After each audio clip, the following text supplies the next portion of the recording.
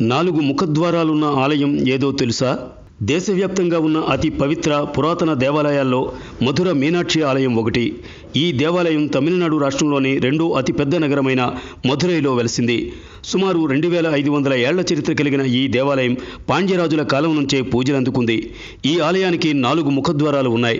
ధర్మ, అర్థ, కామ, మోక్ష ద్వారాలుగా వీటిని పిలుస్తారని పురాణ గాథల్లో చెప్పబడింది. ఎత్తైన ఈ ఆలయ గోపుర శిఖరాలు నగరానికి గుర్తింపుగా నిలిచాయి.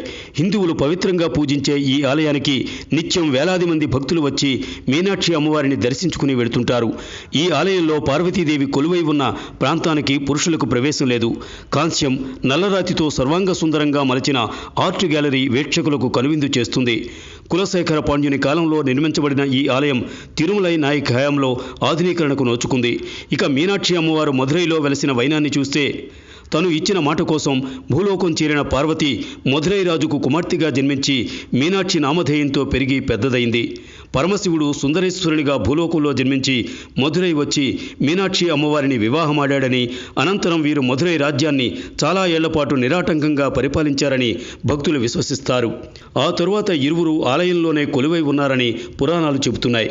శుక్రవారం రోజుల్లో ఆలయం భక్తులతో రద్దీగా ఉంటుంది. ఎందుకంటే ఆలయంలో ఊంజల మండపం వద్ద ఇరువైపులా ఉన్న దేవతలు ప్రతి శుక్రవారం రోజు స్వామి అమ్మవారులను ప్రత్యేకంగా పూజించేవారన్న కథ కూడా ఉంది. ఎలా చేరుకోవాలి? రోడ్డు మార్గం ద్వారా రాష్ట్ర రాజధాని చెన్నై నుంచి ప్రతి గంటకో బస్సు సౌకర్యం ఉంది.